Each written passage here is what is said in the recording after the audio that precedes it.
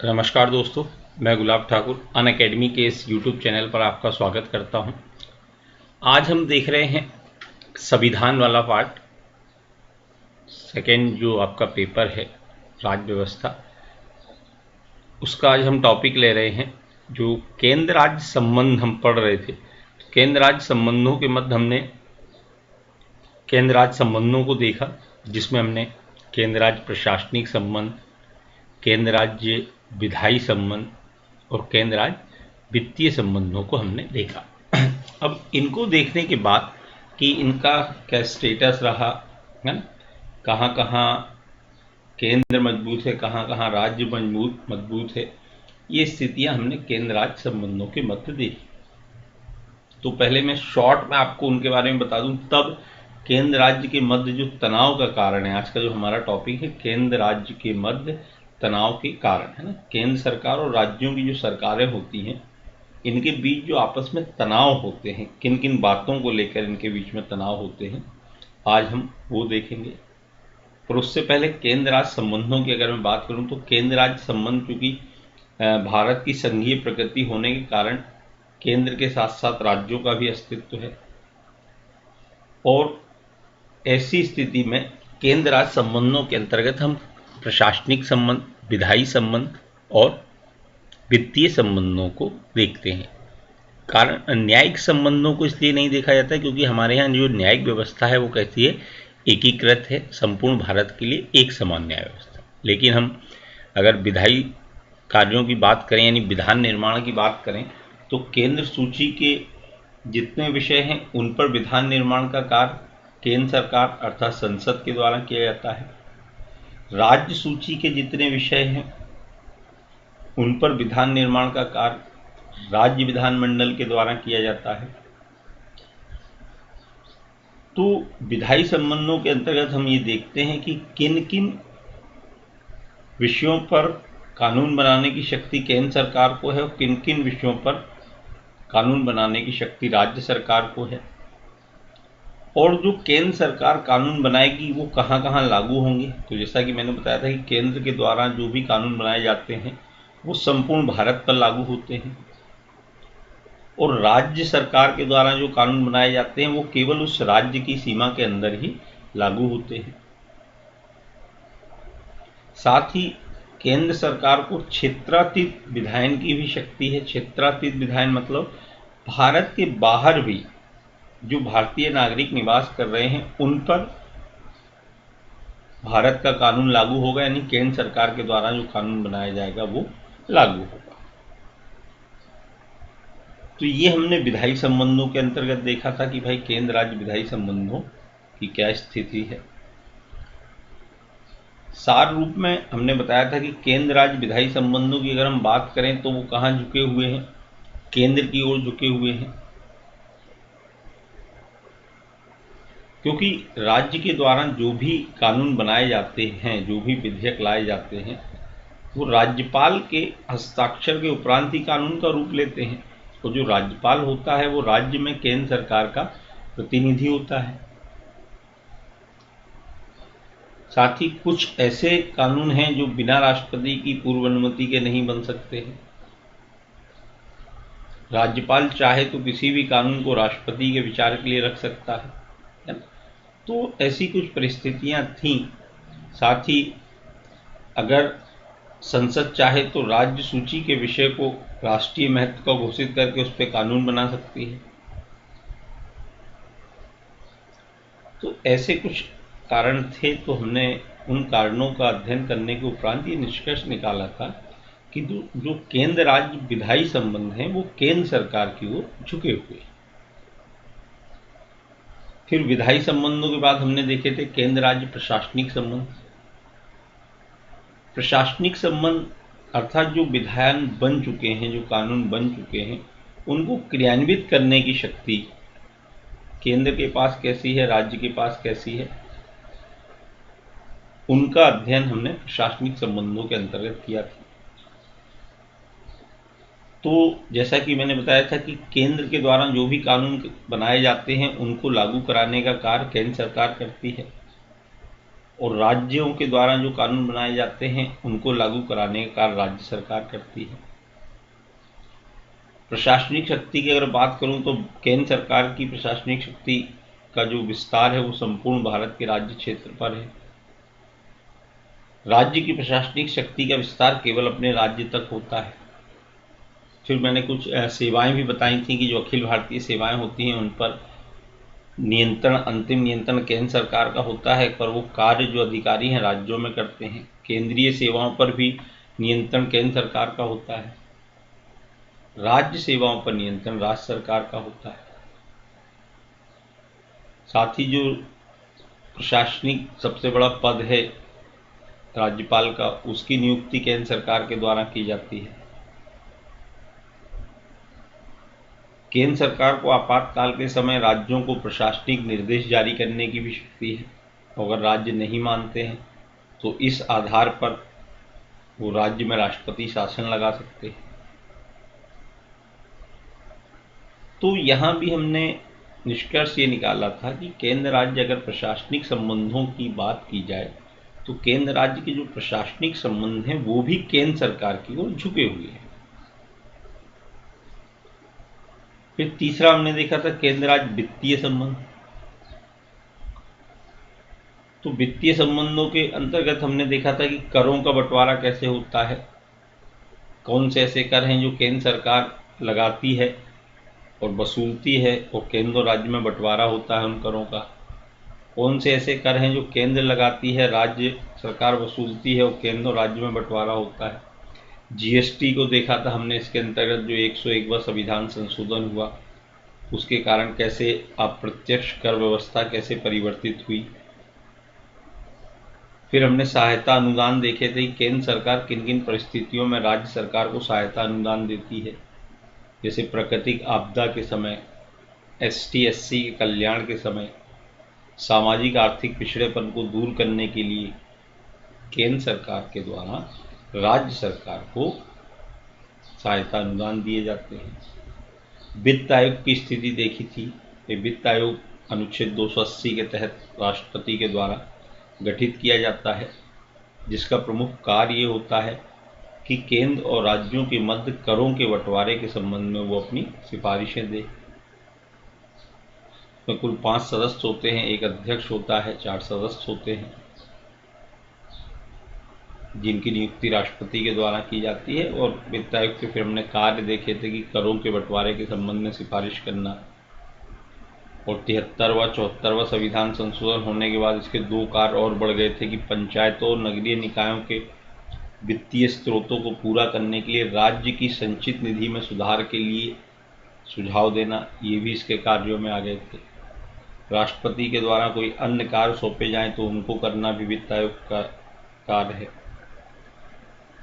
तो वित्तीय संबंधों में भी हमने देखा था कि भाई आपातकाल की स्थिति में केंद्र सरकार राज्यों को निर्देश दे सकती है कि वो कुछ अधिकारियों के वेतन भत्तों में कटौती करे या लगभग सभी अधिकारियों के वेतन भत्तों में कटौती करे। जब राष्ट्रपति शासन लगा हो 356 के तहत, तब राज्य का बजट केंद्र सरकार अर्थात संसद के द्वारा संसद में पेश होता है, तो सारी वित्तीय शक्तियां केंद्र सरकार के पास चली जाती हैं।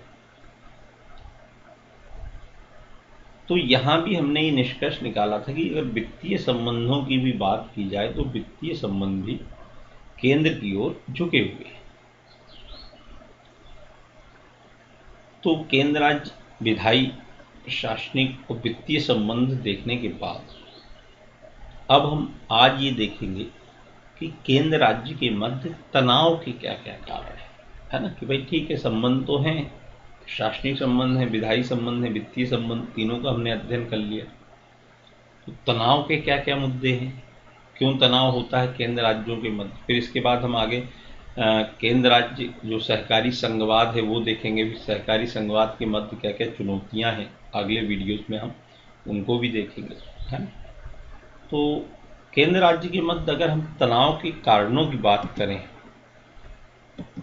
तो केंद्र राज्य के मध्य तनाव के जो प्रमुख कारण, इनको अगर मैं फ्रेमिंग में बात करूं तो सबसे पहला जो बिंदु है वो है अधिक शक्ति केंद्र में। जैसा कि मैंने अभी आपको प्रशासनिक, विधायी और वित्तीय संबंध बताए, मैंने बताया कि ये संबंध अल्टीमेट रूप से झुके हुए किसकी तरफ है? केंद्र सरकार की तरफ झुके हुए हैं, है ना। अधिक शक्तियां किस में है? केंद्र में है। तो ये एक विवाद का विषय है। दूसरा, राज्यपाल का पद, भाई राज्य का प्रमुख होता है पर नियुक्ति कौन करता है? केंद्र सरकार करती है। तो ये भी एक विवाद का मुद्दा है, क्योंकि राज्यपाल कई बार मनमाने तरीके से निर्णय लेता है ना। जैसे कि अभी आपने मध्य प्रदेश में देखा, कांग्रेस गवर्नमेंट को गिराकर बीजेपी गवर्नमेंट बनी। कहीं ना कहीं इसमें राज्यपाल की भूमिका को प्रश्न चिन्ह लगाया गया कांग्रेस पार्टी की तरफ से। तो ये भी एक विवाद का विषय रहता है, इस पर हम लोग अभी डिटेल में चर्चा करेंगे। फिर अखिल भारतीय सेवाएं, जैसा कि मैंने बताया था कि जो अखिल भारतीय सेवाएं में, इनमें नियुक्ति और उनका प्रशिक्षण केंद्र सरकार करती है, किंतु ये कार्य राज्य सरकार के नियंत्रण में करते हैं। पर अंतिम नियंत्रण इन पर किसका बना रहता है? केंद्र सरकार का। तो ये भी तनाव का एक प्रमुख कारण है। आगे है नवीन संस्थाएं, से NIA आदि जो नवीन संस्थाएं गठित की गई हैं, इनके कारण भी तनाव उत्पन्न होता है, क्योंकि ये केंद्र सरकार की एजेंसियां हैं और कहीं ना कहीं राज्य सरकार के कार्यों में हस्तक्षेप करती हैं। तो ये भी तनाव का कारण उत्पन्न करती हैं। अगला बिंदु हम देखेंगे भूमंडलीकरण, अर्थात ग्लोबलाइजेशन। ग्लोबलाइजेशन के कारण असमान क्षेत्रीय विकास हुआ है और विभिन्न अन्य समस्याएं भी उत्पन्न हुई हैं, जिसके कारण तनाव उत्पन्न हुए हैं।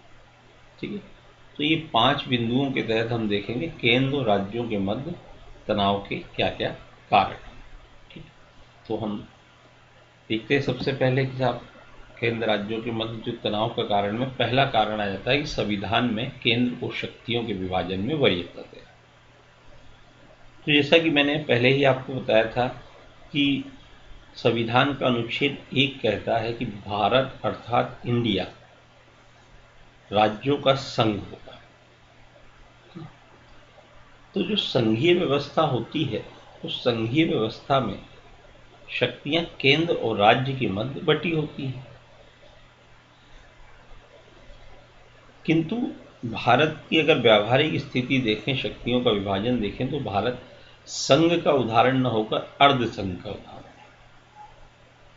हमने शक्तियां राज्यों को दी हैं, लेकिन नाम मात्र की शक्ति, बहुत कम मात्रा में शक्तियां राज्यों के पास हैं। जैसा कि एक एग्जाम्पल मैं बताऊं कि अगर राज्यों को अपने नाम में भी परिवर्तन करना है या क्षेत्र में परिवर्तन करना है, तो राज्यों के पास इतनी भी शक्ति नहीं है कि वो अपने नाम में परिवर्तन कर लें या वो अपने क्षेत्र में परिवर्तन कर लें।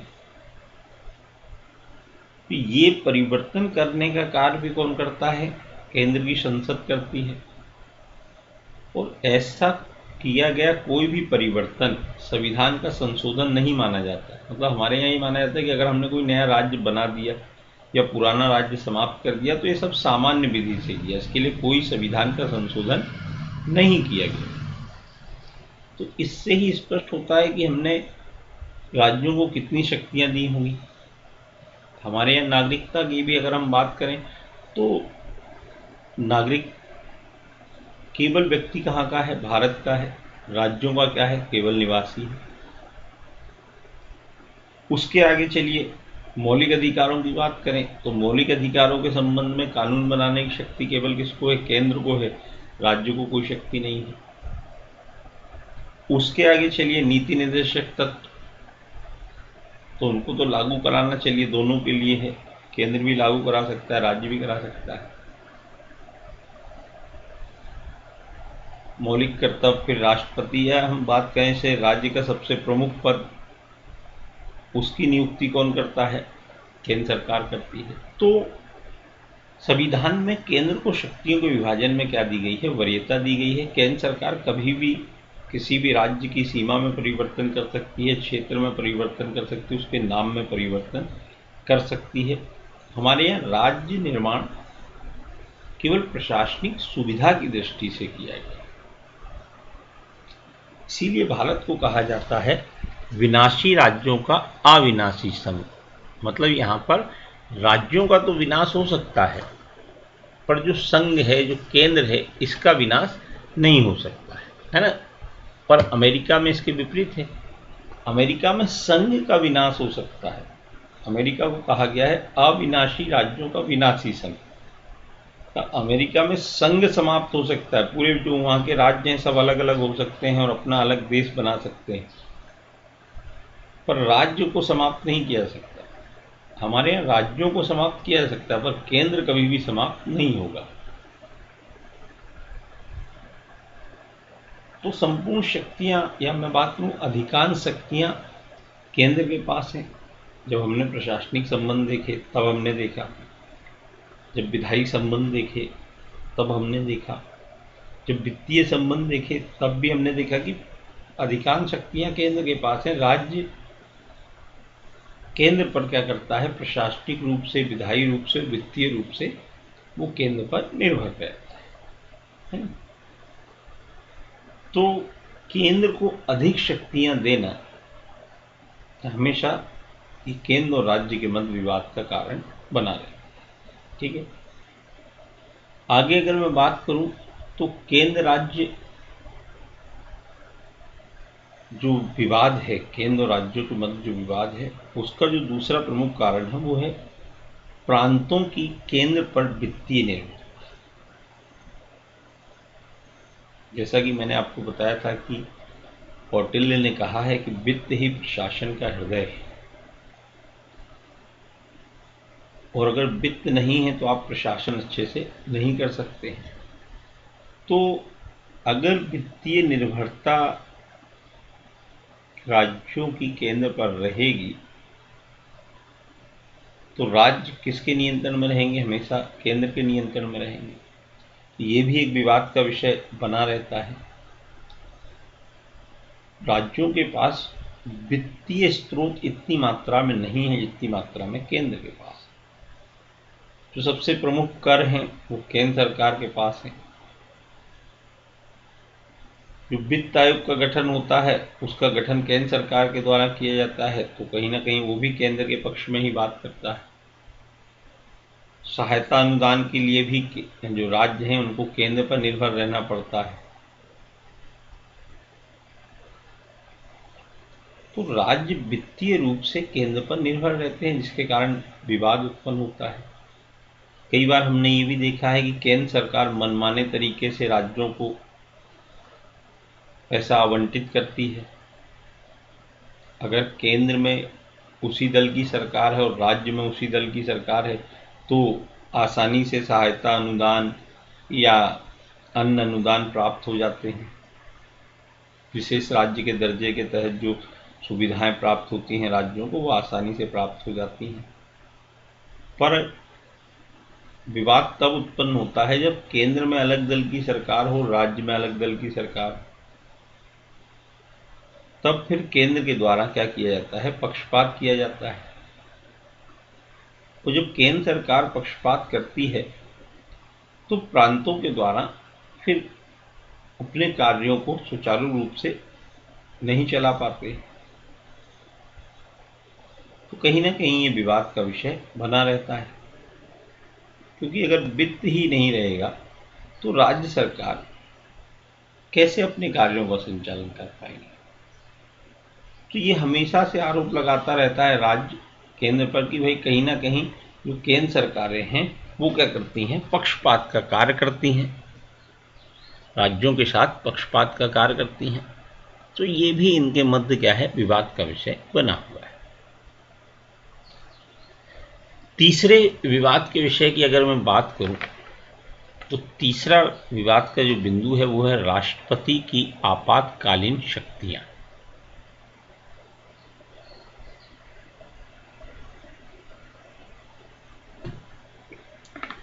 राष्ट्रपति की आपातकालीन शक्तियां, विशेषकर आर्टिकल 356 में राष्ट्रपति शासन लगाने की शक्ति। तो आपातकाल के संबंध में जैसे कि मैंने प्रारंभ में आपसे चर्चा की थी कि आपातकाल 3 प्रकार के होते हैं। एक 352 के तहत, जिसे राष्ट्रीय आपातकाल कहा जाता है, जो 3 आधारों पर लगता है।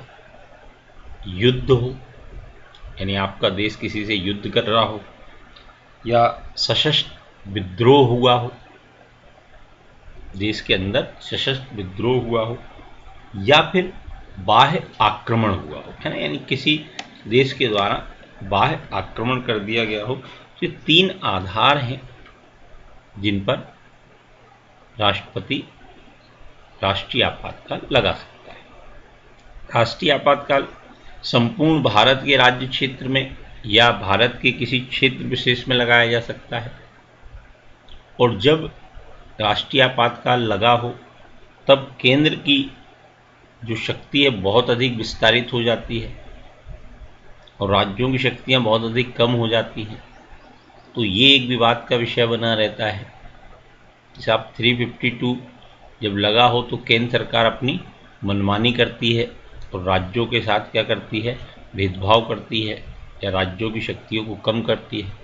और चूंकि 352 लगाने का अधिकार केवल किसको है, केंद्र सरकार को है, या हम बात करें सारे आपातकाल लगाने का अधिकार केवल केंद्र सरकार को है, तो ये भी विवाद का विषय बना रहता है कि भाई राज्य सरकार की शक्तियों को अगर मनमाने तरीके से कम करना है तो 352 लगा दिया जाए तो राज्य सरकारों की शक्तियाँ क्या हो जाती हैं, कम हो जाती हैं।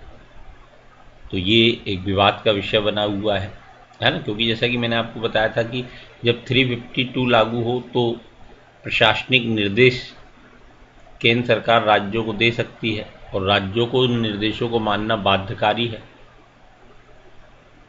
विधायी शक्तियां आ जाती हैं 352 जब लागू हो, है ना, तो विधायी शक्तियां भी किसके पास आ जाती है, केंद्र के पास आ जाती है।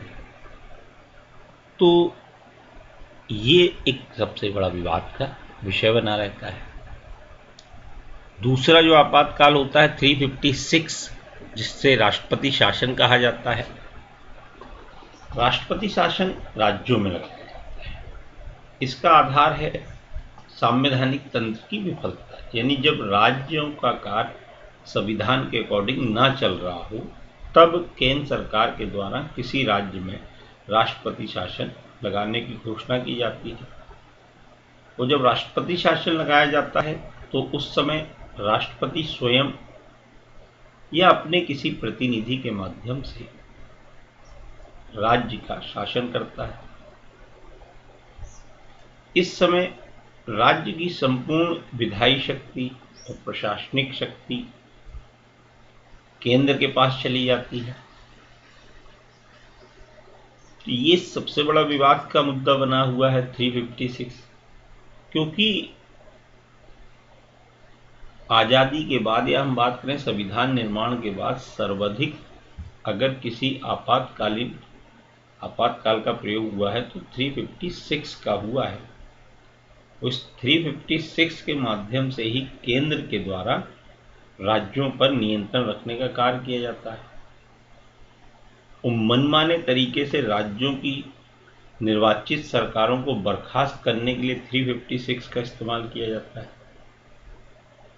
70 के दशक की अगर मैं बात करूं तो उस समय तो ये स्थिति थी कि केंद्र में सरकार बनते ही राज्यों की सरकारों को बर्खास्त करने का कार्य शुरू कर दिया जाता था और मनमाने तरीके से आपातकाल लगा दिया जाता था। आज भी स्थिति लगभग उसी समान बन रही है कि केंद्र में जिस दल की सरकार होती है लगभग राज्यों में भी उसी दल की सरकार के लिए इस शक्ति का प्रयोग किया जाता है, क्योंकि अब प्रत्यक्ष रूप से प्रयोग नहीं किया जाता है, क्योंकि इस समय संचार के साधन, यातायात के साधन बहुत अधिक मात्रा में विस्तृत हो गए हैं 70 के दशक की अपेक्षा।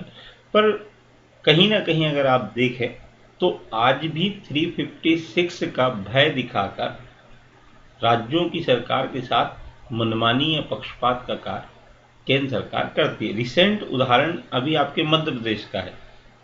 ये माना जा रहा था, लगभग ये तय हो चुका था कि अगर कांग्रेस पार्टी की सरकार नहीं गिरती है या कांग्रेस पार्टी किसी रूप में सरकार बचाने में कामयाब हो जाती है तो राज्य में राष्ट्रपति शासन लगा दिया जाए। और राज्यपाल चूंकि भारतीय जनता पार्टी यानी बीजेपी से थे तो उन्होंने लगभग ये तैयारी पहले से कर ली थी, पर चूंकि पहले ही कांग्रेस के पास विधायकों की कमी रही और उन्होंने पहले ही त्यागपत्र दे दिया तो ये नौबत नहीं बन पाई। पर कहीं ना कहीं स्थिति थी। तो इसी प्रकार पंजाब में देखें, कई बार सबसे सर्वाधिक बार इसका 356 का प्रयोग हुआ है और कई राज्यों में हुआ है। मध्य प्रदेश में भी ये लग चुका है, 3 बार ये लगा हुआ है। एक बार इसकी संख्या आप कंफर्म कर लीजिए, मेरे ख्याल से 3 बार ये लग चुका है। तो कहीं ना कहीं 356 का प्रयोग करके राज्यों की शक्तियों को कम किया जाता है। तो ये हमेशा 356 विवाद का विषय, केंद्र और राज्य के मध्य सर्वाधिक अगर मैं बात करूं तो विवाद का विषय 356 बना हुआ है। तीसरा आपातकाल है 360, जिसे कहा जाता है वित्तीय आपातकाल। तो वित्तीय आपातकाल के समय जो आर्थिक शक्तियां हैं वो केंद्र सरकार के पास बढ़ जाती हैं, ये भी विवाद का विषय है। फिर वो राज्यों को वित्तीय संबंधी समुचित सिद्धांतों का पालन करने का निर्देश देते हैं। वो मनमाने तरीके से केंद्र सरकार राज्यों को निर्देश देती है, तो जहां दूसरे दल की सरकार है वहां तो फिर ये विवाद और अधिक बढ़ जाता है। तो राष्ट्रपति की जो आपातकालीन शक्तियां हैं ये कहीं ना कहीं केंद्र और राज्य के मध्य विवाद का कार्य करती है। राज्यों का एक तर्क है कि भाई जो आपातकालीन शक्तियां हैं, अगर आपातकाल लगाया जा रहा है तो उसमें राज्यों की सहमति ली जानी चाहिए। बिना राज्यों की सहमति के आपातकाल नहीं लगाया जाना चाहिए। पर केंद्र का इसमें तर्क रहता है कि साहब देखिए, हम तो राष्ट्रीय सुरक्षा की दृष्टि से और संविधान की रक्षा के लिए और वित्तीय स्थिरता बनाए रखने के लिए इसका प्रयोग करते हैं, तो राज्यों का इसमें स्वीकृति का कोई भी रोल नहीं होना चाहिए, है ना। तो ये तीसरा विवाद का विषय था केंद्र राज्य के मध्य। अगर मैं अगली बात करूं तो अगला जो विवाद का विषय है वो है अखिल भारतीय सेवाओं का स्वरूप। तो जो अखिल भारतीय सेवाएं, जैसे कि मैंने आपको बताया था कि 3 अखिल भारतीय सेवाएं अभी भारत में हैं। कौन कौन सी हैं, कमेंट्स बॉक्स में डालिए आप, कौन कौन सी 3 अखिल भारतीय सेवाएं हैं।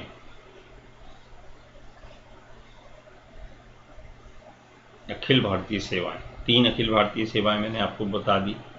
जिसको जानकारी है वो कमेंट बॉक्स में डाल सकता है, ठीक है। तो पहली है IAS, दूसरी IPS और तीसरी IFS, Indian forest service. Foreign समझ लिया था, फॉरेन नहीं है वो, फॉरेस्ट सर्विस है। तो एक तो IAS है, दूसरी IPS है, भारतीय प्रशासनिक सेवा, भारतीय पुलिस सेवा और भारतीय वन सेवा। 3 अखिल भारतीय सेवाएं हैं। अखिल भारतीय सेवाओं का चूंकि स्वरूप कुछ ऐसा है कि इनमें नियुक्ति और प्रशिक्षण का कार्य किसके द्वारा किया जाता है, केंद्र सरकार के द्वारा। कार्य अखिल भारतीय सेवाओं के जो अधिकारी हैं वो कार्य राज्यों में करते हैं और राज्य सरकार का उन पर प्रत्यक्ष नियंत्रण होता है। राज्य सरकार ही उनको पोस्टिंग देती है कि कौन सा जिला देना है, कौन सा विभाग देना है। जैसे मान लीजिए आपका IAS में सिलेक्शन हो गया, तो IAS में सिलेक्शन होते ही कलेक्टर नहीं बन जाते। जैसे आपने फिल्मों में देखा होगा कि हीरा ठाकुर की बहू का IAS में सिलेक्शन हुआ और वही जिला भी मिल गया। पहली बात तो होम कैडर मिलता ही नहीं है, तो अगर कुछ कारणवश आपको मिल भी गया तो होम डिस्ट्रिक्ट तो और मुश्किल से मिलता, मतलब मिलता ही नहीं है होम डिस्ट्रिक्ट, तो है ना। होम डिस्ट्रिक्ट तो सामान्य सेवाओं में भी नहीं दिया जाता है, और पिक्चरों में तो उसी होम डिस्ट्रिक्ट में ही वो क्या है कलेक्टर बन के आ जाते हैं। तो मान लीजिए आपका IAS में सिलेक्शन हो भी गया, तो फिर राज्य सरकार आपको प्रमोट करेगी कि भाई आपको डिस्ट्रिक्ट देना है, या जिला पंचायत CEO बनाना है, या नगर निगम का आयुक्त बनाना है, या दूध डेयरी विभाग का प्रमुख बनाना है, या खाद्य विभाग का प्रमुख बनाना है, या मान लीजिए आपको ये जो पशु डिपार्टमेंट है उसका प्रमुख बनाना है। क्या बनाना है वो राज्य सरकार निर्भर करती है ना। तो आप किस पद पर कार्य करेंगे वो पोस्टिंग राज्य सरकार के द्वारा दी जाती है। स्थानांतरण भी राज्य सरकार के द्वारा किया जाता है, एक जिले से एक विभाग से दूसरे विभाग में भेजना, ये राज्य सरकार का नियंत्रण रहता है। लेकिन राज्य सरकार ज़्यादा से ज़्यादा इनका क्या कर सकती है, स्थानांतरण कर सकती है। अंतिम निर्णय किसका बना रहता है? केंद्र सरकार का। तो ये भी एक विवाद का विषय है भाई। राज्य सरकार कहती है भाई इन पर अंतिम नियंत्रण हमें दो, नहीं तो ये कहीं ना कहीं केंद्र सरकार के एजेंट के रूप में कार्य करते हैं। तो चूंकि सबसे महत्वपूर्ण पदों पर यही लोग रहते हैं, तो राज्य सरकार को भय रहता है कि भाई ये तो राज्य सरकार के एजेंट के रूप में कार्य कर रहे हैं, तो ये हमारे हितों की अपेक्षा केंद्र के हितों को ज़्यादा महत्व देते हैं, है ना। तो ये हमेशा विवाद का विषय बना रहता है अखिल भारतीय सेवाओं पर नियंत्रण को लेकर। तो राज्य सरकार का तर्क है कि भाई ये हमें इन पर पूर्ण नियंत्रण दिया जाए तो ये अच्छे कार्य करेंगे, ठीक है। आखिरी बिंदु की अगर मैं बात करूं तो केंद्र राज्य के विवाद का जो अगला मुद्दा है वो ये है कि भाई वर्तमान समय में नक्सलवाद की जो समस्या है बहुत तेजी से बढ़ रही है, आतंकवाद की जो समस्या है बहुत तेजी से बढ़ रही है। तो नक्सलवाद और आतंकवाद जैसी समस्याओं से निपटने के लिए केंद्रीय पुलिस बलों का निर्माण किया जा रहा है, जैसे NIA, नेशनल इन्वेस्टिगेशन एजेंसी। अब ये जो केंद्रीय पुलिस बल हैं, मजे की बात यह है कि ये पूर्णतः केंद्र के नियंत्रण में रहते हैं, कार्य राज्यों में करते हैं। तो ये राज्यों में कार्य करते हैं, तो पुलिस और कानून व्यवस्था राज्य सूची का विषय है भाई। तो राज्य ऐसी व्यवस्था को अपने क्षेत्रों में क्या मानते हैं? हस्तक्षेप। क्योंकि फिर ये राज्य सरकार के जो पुलिस कर्मचारी हैं उनको निर्देश देना और ये सब कार्य करना, तो राज्य सरकार कहती है साहब ये तो हमारे क्षेत्र में हस्तक्षेप है केंद्र सरकार का कहीं ना कहीं। आप ये नवीन संगठन की जो स्थापना कर रहे हैं, जो नवीन संगठन है, जो नवीन केंद्रीय पुलिस बल हैं, ये हमारे कार्यों में क्या करते हैं? हस्तक्षेप करते हैं। हमारी गोपनीय जानकारी केंद्र तक पहुंच जाती है, हम व्यावहारिक रूप में कार्य नहीं कर पाते। तो ये जो नवीन केंद्रीय पुलिस बल हैं, ये व्यवहार में इससे केंद्र राज्य संबंध क्या हुए हैं? तनावपूर्ण हुए हैं, क्योंकि इनमें राज्यों का हस्तक्षेप नहीं रहता है, वो इनका कार्य राज्यों में ही हस्तक्षेप करने का रहता है। तो कहीं ना कहीं ये विवाद का विषय बन जाते हैं। आगे लास्ट पॉइंट है कि ग्लोबलाइजेशन के कारण असमान क्षेत्रीय विकास हुआ है। भाई ग्लोबलाइजेशन के कारण जो विदेशी कंपनियां हैं वो भारत आई, उन्होंने भारत में बहुत बड़ी मात्रा में निवेश किया। तो कोई भी कंपनी या कोई भी व्यक्ति निवेश करते समय बेसिक इंफ्रास्ट्रक्चर यानी आधारभूत सुविधाओं को देखता है, जहां सड़क हो, बिजली हो, पानी हो, स्वास्थ्य, है ना। तो ऐसी चीजें जिन राज्यों में थी, जैसे महाराष्ट्र या दिल्ली के आसपास या गुजरात, तो ये राज्य क्या हो गए? विकसित हो गए। और जिन राज्यों में ऐसी सुविधा नहीं थी, उड़ीसा, बिहार, मध्य प्रदेश जैसे राज्य, तो ये पिछड़े होते गए। तो जो आर्थिक दृष्टि से पिछड़े राज्य हैं, वो विशेष राज्य के दर्जे की मांग करते हैं। वो कहते साहब हमें विशेष राज्य का दर्जा दिया जाए। विशेष राज्य का दर्जा मिलने से क्या होता है कि कुछ रियायतें प्राप्त हो जाती हैं, जैसे कुछ योजनाएं चलती हैं केंद्र सरकार की। तो अगर मान लीजिए सामान्य राज्यों को कब जैसे 100 रुपये खर्च होना है, तो मान लीजिए 70 रुपये केंद्र सरकार खर्च कर रही है, तो 30 रुपये राज्यों को करना पड़ता है। ऐसी कुछ योजनाएं रहती हैं। तो जो विशेष राज्य रहते हैं, इनको 30 की जगह केवल 10 रुपये खर्च करना पड़ते हैं, 20 रुपये इनके इसमें बच जाते हैं। समय समय पर इनको सहायता अनुदान मिलते रहते हैं। तो हर राज्य चाहता है कि भाई उसे विशेष राज्य का दर्जा दिया जाए आर्थिक रूप से। तो ये कहीं ना कहीं तनाव का विषय बन जाता है। केंद्र सरकार उन राज्यों को विशेष राज्य का दर्जा दे देती है जहां उनके दल की सरकारें हों, या वोट बैंक की राजनीति फिर इससे बढ़ती है। तो ये कहीं ना कहीं केंद्र और राज्य के मध्य तनाव का एक विषय हमेशा बना रहता है, ठीक है। तो आज हमने देखा केंद्र राज्य के जो मध्य तनाव के जो कारण हैं, इनको हमने देखा, है ना। एक बार आप इसको रिवाइज कर लीजिए। इससे संबंधित जो प्रश्न हैं वो मैं आपको बता देता हूं कि चूंकि आज ज़्यादा समय हो गया है, आज का टॉपिक थोड़ा ज़्यादा इंटरेस्टिंग था। तो केंद्र राज्य के मध्य तनाव के क्या क्या कारण, इससे संबंधित क्या प्रश्न बन सकते हैं। तो आप पहला प्रश्न लिखिए, केंद्र राज्य के मध्य तनाव के कारणों का उल्लेख कीजिए। दूसरा, केंद्र राज्य के मध्य तनाव के कारण के रूप में राज्यपाल और अखिल भारतीय सेवाओं की भूमिका स्पष्ट कीजिए। तीसरा, केंद्र राज्य के मध्य तनाव उत्पन्न करने में भूमंडलीकरण ने क्या भूमिका निभाई है, इसका विस्तार से वर्णन कीजिए। ठीक है दोस्तों, तो आज के लिए इतना ही। अगले टॉपिक में केंद्र राज्य के मध्य जो विवाद है उनके समाधान के उपाय लेकर आऊँगा, वो सहकारी संघवाद के लिए जो संस्थाएं हैं उनके संबंध में हम लोग चर्चा करेंगे। धन्यवाद।